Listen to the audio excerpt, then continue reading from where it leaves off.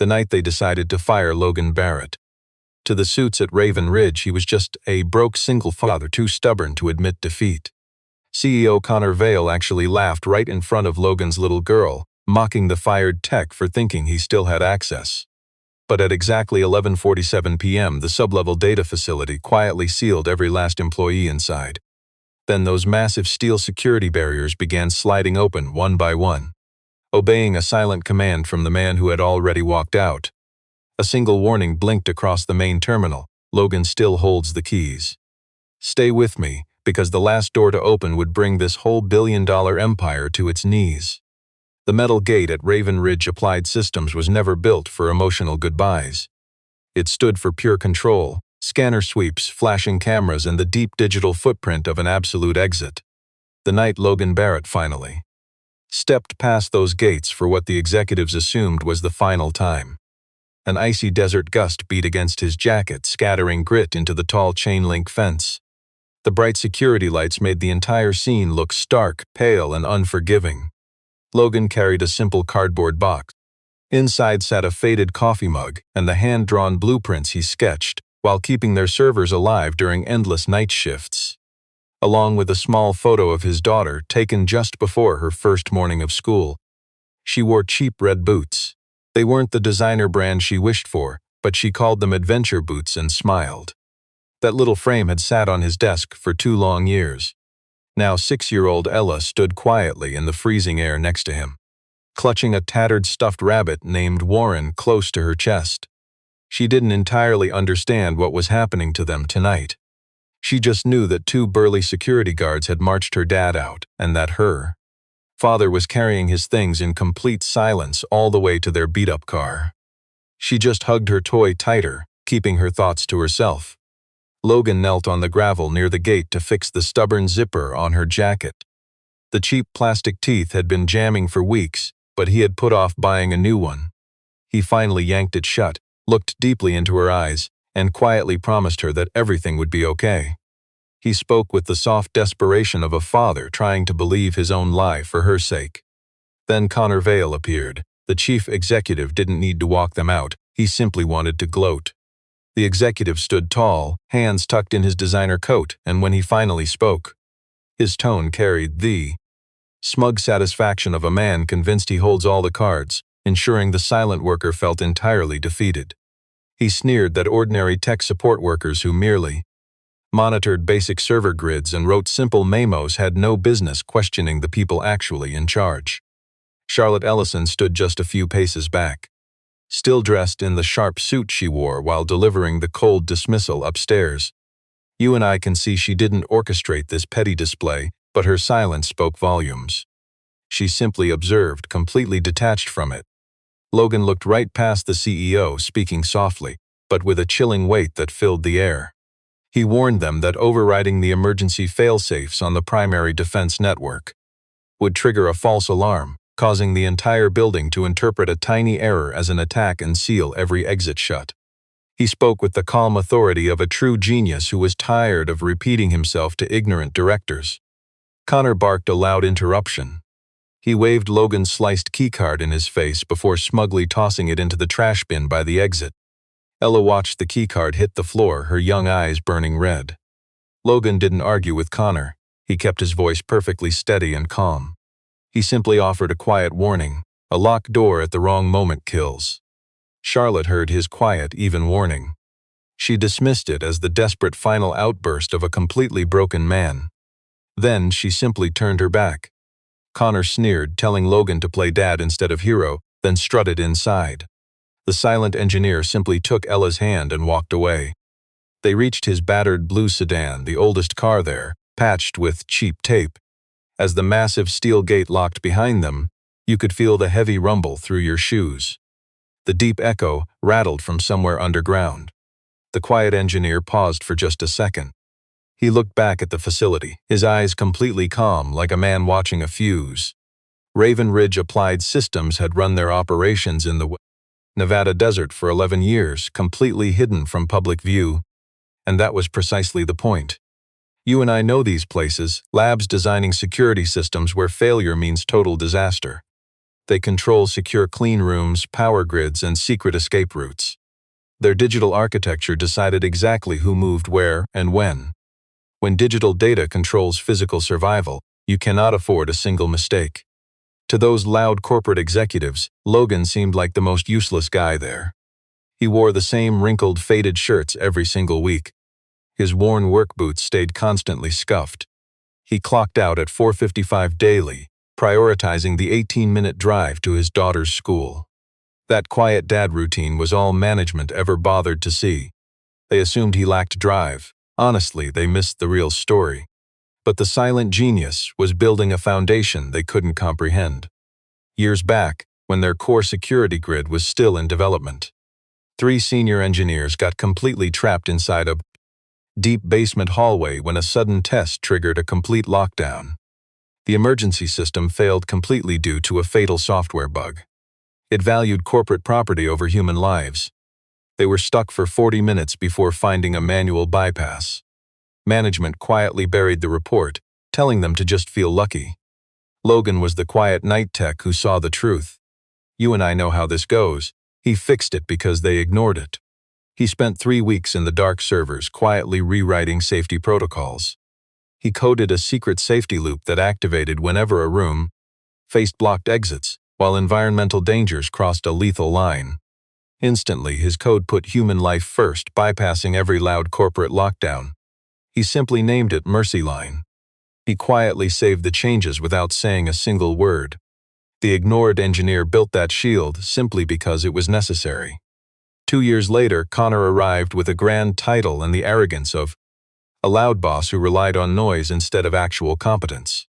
He saw my Aegis security system as just a shiny contract-ready tech product. To him, my layered safety architecture was merely an inconvenient hurdle. My emergency lockdown overrides didn't look perfect in his highly scripted software demonstration. So he silently started restructuring it. He didn't delete my Mercy Line protocol, he just buried it. Through quiet infrastructure updates, he buried my safety protocols deep under conditional layers, ensuring those safety triggers would never interfere with his team's polished demonstration. He even erased my name from all the core design documents, shifting the authorship to a vague corporate credit pointing straight to his division. Jason Cole, our operations lead of 11 years, noticed these changes. He warned me in a quiet stairwell whisper. He told me Connor was making the system look perfect on paper while becoming vastly more dangerous in practice. Then Jason slipped back to his desk, keeping his quiet warning entirely between us. I silently ran my own diagnostics on the sublevel logs. My worst fears were confirmed. The pressure monitoring routine on B7 was secretly reconfigured so any anomalous sensor reading, like the kind from a leaking secondary containment valve, would instantly trigger total containment, locking emergency doors just to protect their expensive hardware, trapping anyone left inside abandoned in the dark to face it alone. I immediately sent a formal safety report to Charlotte, attaching hard data on this dangerous scenario. Before Charlotte could even finish reading my summary, Connor intercepted it, quietly filing it away as just a disruptive employee complaint. My quiet apartment was on the 3rd floor, squeezed between a noisy laundromat and a tiny corner grocery. The hallway smelled of cooking, and our radiator clanked twice every morning at 6. Our fridge was covered in quiet drawings, Ella's artwork. Mostly houses with wide-open doors and animals with goofy, impossible smiles. Our small shelves held my books on one side, her art supplies on the other. Neatly sorted crayons, bins of construction paper, and clay animals she named and kept. We both know this was just before the Raven Ridge corporate disaster finally exploded. Ella watched me checking our door locks before bedtime and quietly asked me why. I paused, then told her a great door isn't just one that nobody can break into. Real safety means designing a door that knows exactly when to let people out. Ella listened with that intense seriousness only 6-year-olds carry, sensing important adult things, even if they can't entirely decode the meaning. She simply whispered, "Okay," and drifted off to sleep. Rachel, my wife, died 3 years ago in a terrible highway crash during a business trip. It was a sudden Tuesday phone call that permanently divided my entire life into a clear before and after. Rachel was a brilliant architect. She joked that together we controlled every barrier separating the inside from the outside world. She built the physical walls, while I wrote the code governing all the exits. Losing her made me code that safety logic with a quiet, fierce obsession. She was trapped in a failing machine designed to protect her. I could never undo that tragedy. I would only build security where a clear, silent escape route was always coded right in. That explains why Ella drew houses with doors on every wall, always wide open. She told me she liked knowing that if you get scared, there is always an exit. You and I both know she was right. One afternoon, my daughter brought me a drawing. A skyscraper bathed in warm sunlight, every door wide open. Then she whispered, "If someone gets trapped, they must have a way out." I went completely dead still. I carefully folded that sheet of paper, slipping it into my pocket. I named my main security protocol after her rule, unaware she had drafted a flawless network design. When security escorted me out of Raven Ridge that night, a fresh version of her drawing sat folded deep inside my jacket. A man standing near open doors with the words "Dad helping" written neatly at the bottom. I always planned to frame that picture. I just never found the time. Turns out its true power was staying unframed. You and I know how this goes. Billed as a routine review. I walked in wearing my dusty work gear, holding cheap coffee. I placed the mug on their giant boardroom table and never took a sip. A glass-walled conference room, totally exposed to the busy main hallway. Connor stood smugly at the front, his presentation already loaded. Dominic Stone, the executive board liaison monitoring the upcoming system demo, sat at the head in a tailored suit costing more than my entire monthly salary. Abigail Crane from personnel sat at the far end, a thick file resting before her. They had even dragged Jason Cole in. He sat by the wall, hands flat on his knees. Connor's presentation was systematically thorough. He tracked every time I accessed back-end areas outside my clearance, framing my maintenance as unauthorized cybersecurity intrusions. That routine diagnostic on the B7 system, framed as a malicious attempt to alter code. My urgent safety report. The warnings I logged were spun into a hostile escalation meant to sabotage their big launch. They painted me as a bitter, low-level technician nursing a grudge and an inflated ego. I stared at those slides, calmly identifying every single server log. I had accessed those restricted areas only because the core systems were collapsing, and nobody else cared to track the network's fatal flaws. I explained this very quietly. Connor smirked, asking if a dad who leaves at 5 p.m. sharp to fetch his kid really had any right lecturing the director of security about national-level technology infrastructure. It was a low blow meant to humiliate me. Charlotte, our chief executive, scoffed that I didn't deserve a hearing. Did I breach restricted architecture? Yes, I answered softly. I did it because the official system alerts were being deleted before they could reach anyone with power. Connor leaned back, spreading his hands as if to declare victory. I had confessed. Abigail finally opened her official file. My little girl Ella sat in the lounge 3 hallways away.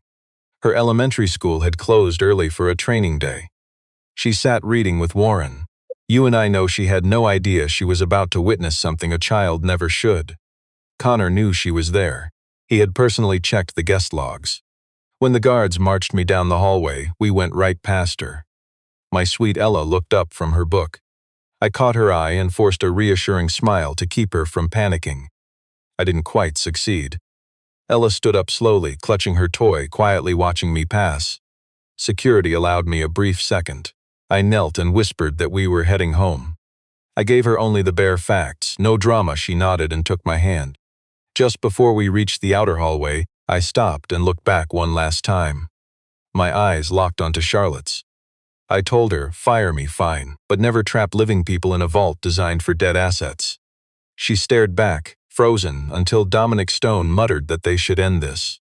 She signed my papers. Out in the hallway, Jason scrambled to catch me. He stumbled through a clumsy, weak attempt at an apology. I cut him off. I gave him one quiet warning. If the network flags a pressure error on level B7 tonight, do not stand near those steel doors for more than 30 seconds. Jason just stared in silence for a long moment before nodding. At 9 p.m., Raven Ridge was glowing from every single window. Dominic Stone had insisted they push the major tech demonstration to tonight. With federal agents arriving tomorrow morning, they desperately needed A successful run to show off during their breakfast briefings. They turned my precise control room into a loud showroom, bringing in flashy monitors, cheap chairs for the suits alongside a lavish catering spread. Connor ran the presentation, sounding slick and rehearsed like a salesman. He pitched my Aegis blast doors to the oblivious executives, calling them the absolute peak of facility security, the toughest defensive architecture on any private American property, able to seal an entire subterranean block in 3 seconds, operated completely from one master station by a single user. What he quietly omitted was that they gutted my safety protocols to hit those speeds. Charlotte watched from the back, studying the investors instead of the code. Dominic kept nodding along while the buyers took extensive notes. On the surface, everything looked entirely seamless. Meanwhile, Jason sat at the console, barely holding their rigged simulation together. At 9:43, a quiet yellow indicator flashed, a level B7 pressure warning. Their sloppy new programming dismissed it as a harmless glitch, burying it deep in the log files. The silent failsafes I originally designed would have triggered an instant red alert. Jason froze, staring at that blinking indicator for several silent seconds. He glanced nervously at Connor, who kept talking, and chose to stay quiet. 10:10 p.m., the simulated security breach fired right on schedule. The system reacted. My underground maze did exactly what I designed it to do. Heavy steel doors dropped. Red warning lights flooded the room. Automated sirens wailed through the speakers, sounding terrifyingly authentic to the oblivious crowd. The wealthy guests leaned forward, intrigued. Dominic smiled. Down on level B7, 3 mechanics were completing a routine drainage pipe check. They had absolutely no idea a test was running. Connor had quietly deleted their names from the active duty roster, falsifying the system records to make the presentation look completely spotless. A smaller headcount simply made for a cleaner sale. The corporate suits assumed the basement was empty, a quiet mistake but a major one. Let us look closer. When their staged lockdown began, the B7 crew got trapped behind heavy steel doors with no escape. Right then, an old utility pipe, neglected for 6 weeks because of cheap corporate budgets, suddenly hit critical pressure. The danger was absolutely real. But their shiny corporate drill was too blind to tell a real emergency from a staged one. Suddenly, Jason's backup screen flashed bright red.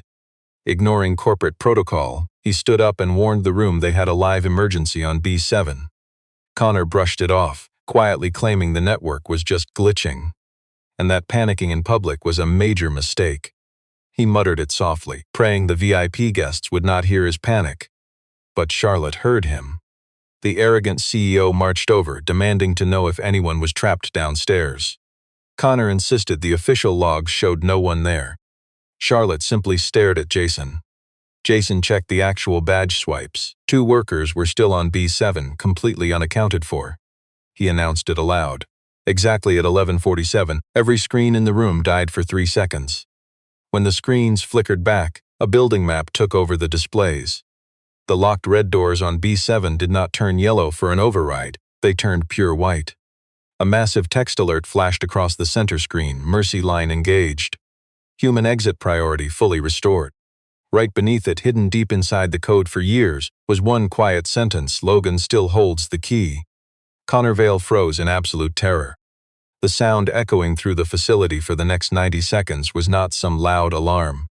It was a heavy, grinding, purely mechanical sound. Massive steel gates unlocked one by one from the basement like a quiet giant waking up. Each release triggered a perfectly timed escape route. Safety hallways unlocked first, followed by transit tunnels and stairwells. The quiet safety system worked flawlessly, saving lives exactly the way its brilliant creator had intended. Long after an arrogant board dismissed him, claiming his silent, brilliant work was no longer needed. Down on B7, the trapped crew heard those massive locks release long before they saw them move. One worker later described it beautifully. He said it sounded like the entire building was finally allowed to breathe. They escaped less than 4 minutes before that cheap utility pipe ruptured completely into the corridor. They cleared the danger zone with mere minutes to spare. Shaken and deeply confused but entirely unharmed. Back up in the command room. You and I know the weight of instant regret. Charlotte felt cold dread unrelated to the room's air conditioning. She remembered firing Logan, dismissing his final quiet warning as the bitter whining of an outcast. Now she choked on that arrogant mistake, right in front of 20 silent, watching guests. But that hidden rescue protocol accomplished something Connor completely overlooked. When the system forcefully restored the facility's human safety networks, it also restored the master audit trail, the precise tracking software Logan had quietly coded into their very first foundation. A quiet, brilliant tripwire, showing us exactly how those arrogant bosses manipulated the system. Connor assumed his new settings buried the truth. Quietly, he was proven wrong. Now 3 years of buried facts scrolled silently across a glowing side monitor. Jason noticed it first. He stared for 15 seconds, then softly spoke Charlotte's name. When she turned, he simply pointed. The undeniable proof stared back in total silence. For 14 months, the loud executive manually disabled 3 human safety alarms. He even brushed off a fatal near miss as a simple sensor glitch. Worse still, he quietly erased Logan's name from the core system credits. Connor took the quiet technician's safety warning and buried it to protect himself. Dominic immediately scrambled for excuses, desperately claiming the system logs were just corrupted. The timing was too precise. Did the quiet programmer plant a bug before he left? You and I see this was just loud panic trying to find a scapegoat. Connor didn't debate, he shouted orders. He rushed the main console, typing master codes to force a hard system lock. The computer processed his command, then instantly rejected it. Warning: emergency protocol active. Executive controls are blocked until everyone is safe. Access denied. The silent system had completely locked him out. Charlotte turned to Jason, begging him to find evidence of external hackers or some hidden malicious code. Jason ran the search. He found the precise truth Logan had calmly warned about. Let's look together. This wasn't revenge. This was Logan's elegant foundation. It was silent programming, waiting in the dark until the CEO's loud ego woke it. Deep in the archive wing, the lockout sequence swung those heavy doors wide open. Inside sat a single dusty folder holding a printed paper safety report, personally signed by Logan over 3.5 years ago. It detailed step by step the exact system crash that nearly cost 3 lives. This quiet warning existed before Connor even bought his expensive suit. They deleted his name from every digital file passed around the boardroom. But paper does not forget. Charlotte slowly lifted the heavy folder. She stood reading the first page under the harsh fluorescent lights of the vault, frozen in absolute stunned silence. Logan sat quietly at his kitchen table when the phone finally rang. You and I know what a true master does. He spent those first hours making dinner. Dishes cleaned, drawing pictures with little Ella, waiting until she drifted off to sleep. He fixed her bedside lamp because the bulb had been flickering for 3 whole days. Only a tiny loose connection at the base. He grabbed his basic hand tools, repaired the connection, and carefully put it back. He didn't waste energy on loud executives. He only cared about his daughter's lamp. Ella woke up around 11, saw him working, and softly asked if he was sad. He explained that life gets messy, and you just stay quiet until it all makes sense. She whispered that it sounded like a puzzle. He smiled, replying exactly like a puzzle. She took her water and slipped back to bed. Then his screen glowed with Jason's name. Logan watched the screen for a calm moment, then answered. Jason was rambling loudly. Loud panic about rescue teams, the quiet code, exposed files, and Connor's useless override. I just listened, not interrupting once. Jason explained that the night shift was trapped on B7. I was already up from my kitchen table. I asked the only question that mattered. Was anyone hurt? You might think I wanted payback or cared about my firing. I didn't. My only concern was the team. Jason confirmed they were safe. Then Charlotte spoke. Her polished executive armor had vanished completely. She said she needed me back. I let the silence stretch out. She admitted she was wrong. Just 2 words, no excuses. No corporate spin. I quietly walked over to my daughter's doorway. Ella was fast asleep, her hand under her cheek, clutching her stuffed bear. The repaired desk lamp cast a warm glow. She mumbled something sleepy right into her pillow. Is someone stuck behind the door? I silently reached for my jacket. I quietly knocked on Mrs. Hadley's door right across the hall. She opened the door in her bathrobe, completely unfazed. She took my key and a quick explanation.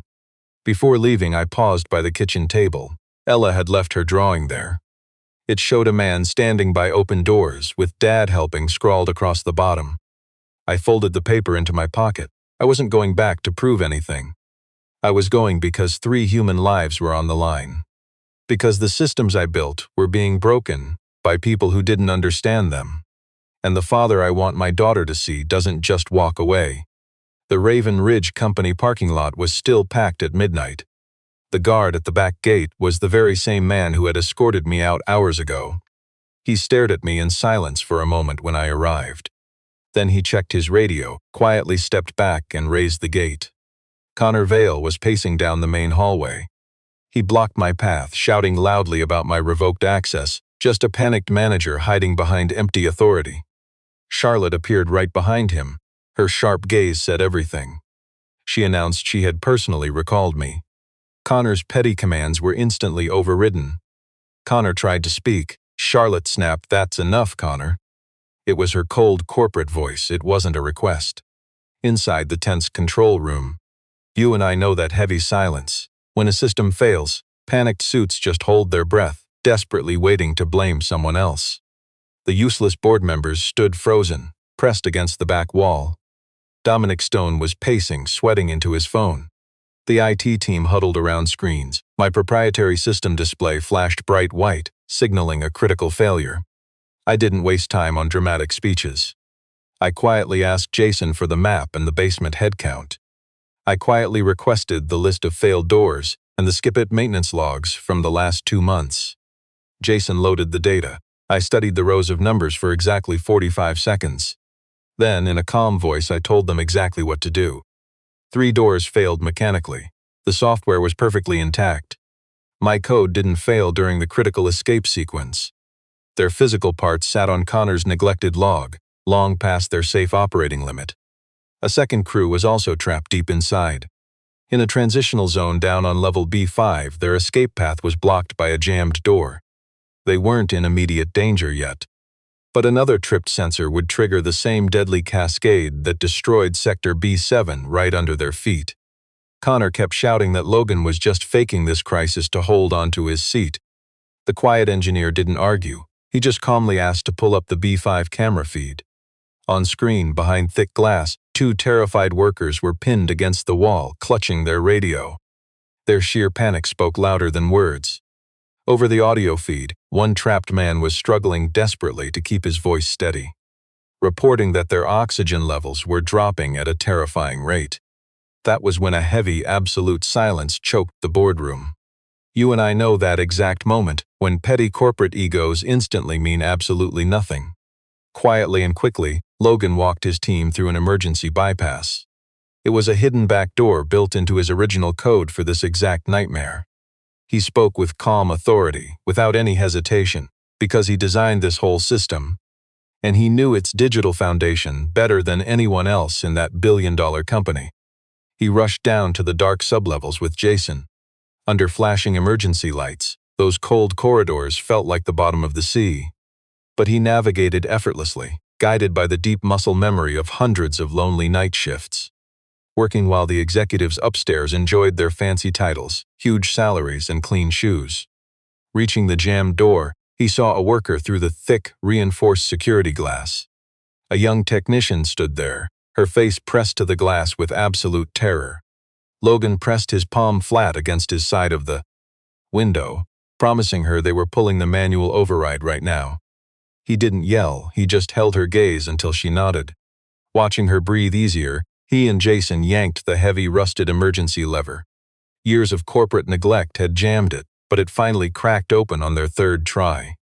The heavy door groaned open and both workers stumbled out. Upstairs, the CEO stood glued to the live camera feed. Seeing them stumble out alive, she gripped her expensive mahogany desk, completely frozen by what she just witnessed. She had always written off this quiet engineer as just another headache to manage. Now she watched that silent expertise save lives from a crisis her own corporate greed created. Once the final headcount was verified and every single person was confirmed safe, Charlotte immediately locked down the boardroom. She sharply informed the board, that this crisis would stay strictly internal, promising a clean, quiet press release by morning. Dominic Stone instantly tried to protest. Charlotte snapped that her decision was final, sending a panicked Connor bolting for the exit. "You and I love moments like this." A veteran gate guard blocked his escape, quietly commanding him to stay. Connor furiously demanded to know who. The guard simply said, "Charlotte Ellison, the executive director." The unedited back-end logs for the security system spanned 3 long years, saved with the quiet, deliberate precision of an engineer who knew he'd need proof. Jason walked her through every printed, unhackable page, one by single one. Because the quiet ones always know that the deepest secrets must be untouchable by software.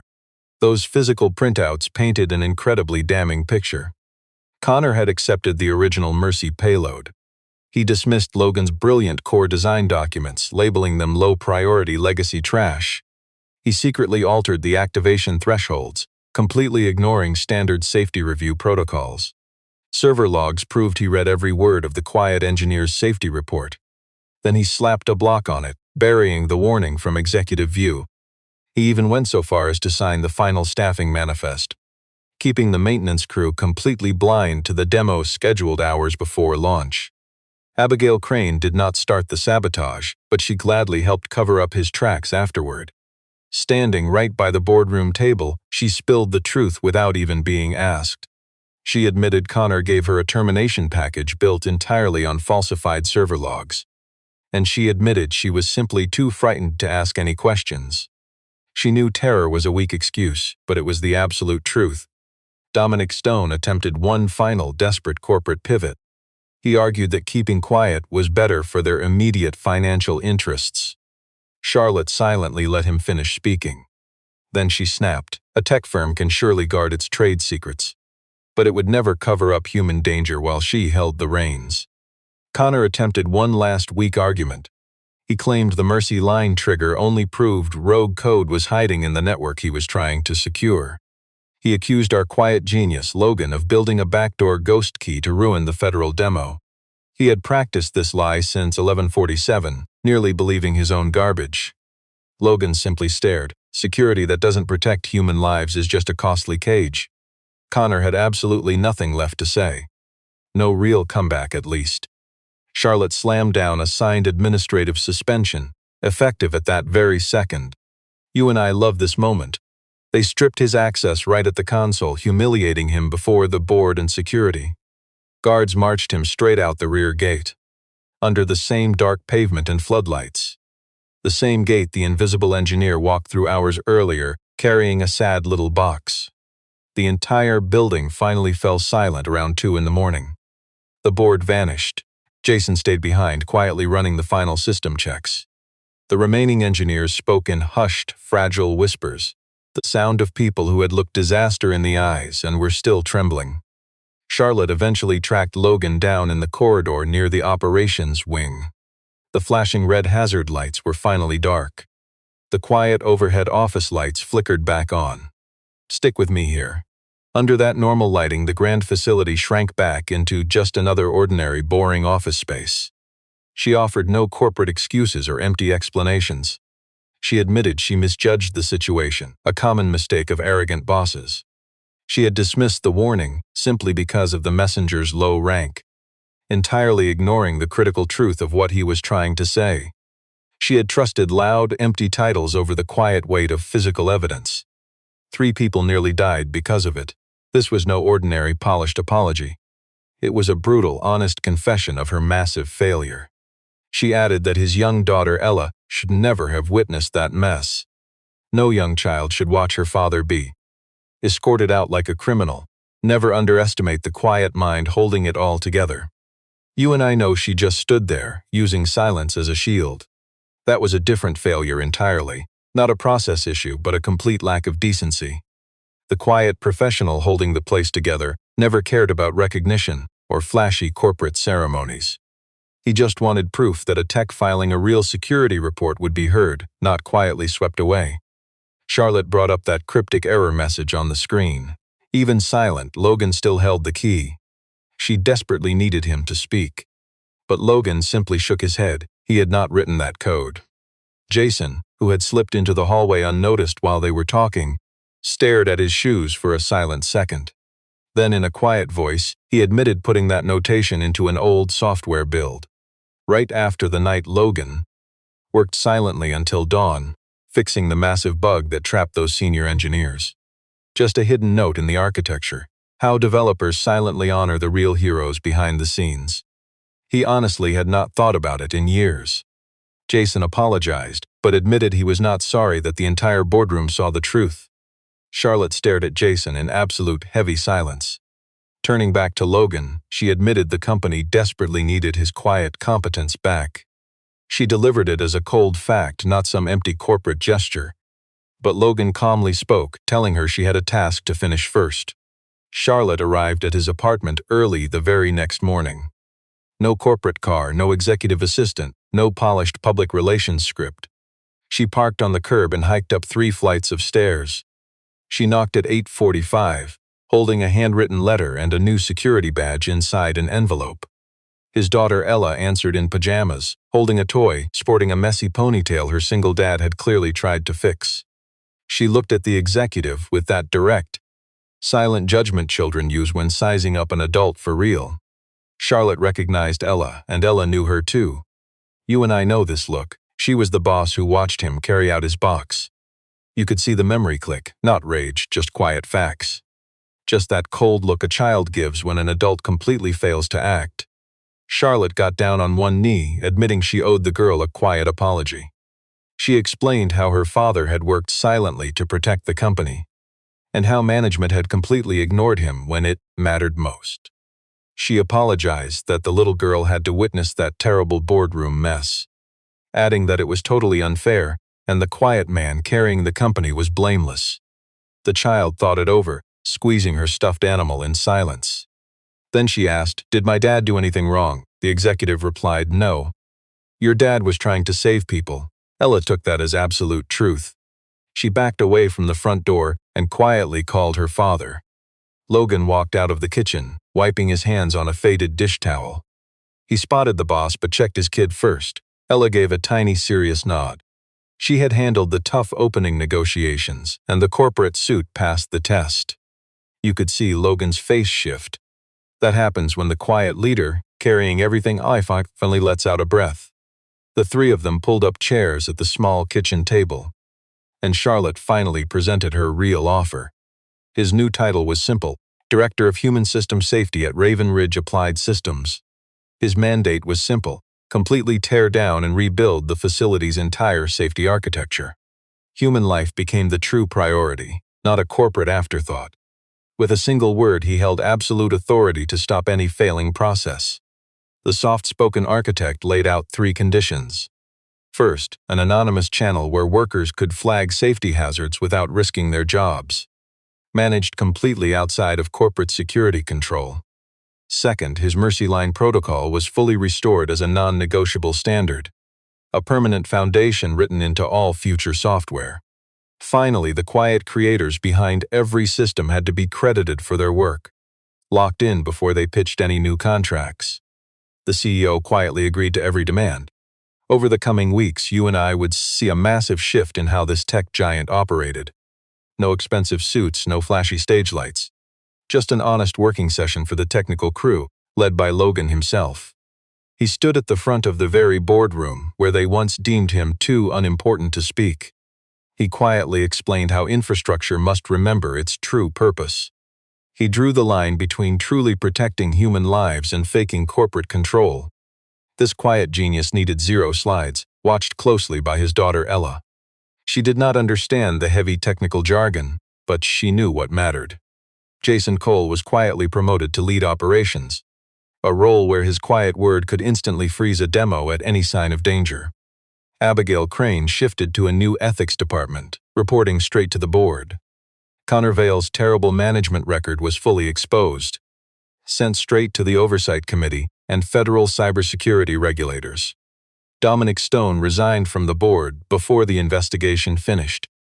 By Friday evening, the quiet man who saved them walked out with his daughter. The heavy front gates swung open, leading them out to the main highway. They passed under a sign that finally stood for real safety and engineering. The desert air felt warm as golden hour painted the western hills. Ella looked up and asked if he would ever fear a locked corporate door again. Her father simply smiled and replied, "Not if the quiet creator actually remembers who it is meant to protect." She squeezed his hand. The gate shut behind them, sealing a chapter that proved you never underestimate the quiet mind carrying the entire company. Late that night, buried deep within the company's server infrastructure, his protocol sat in silence, fully awake and waiting for the right moment. Waiting the way solid infrastructure always does, ready for when trouble strikes again. And if you and I ever look at that core design file, we will finally find Logan's name. Right where the humbled CEO made absolutely certain it would remain.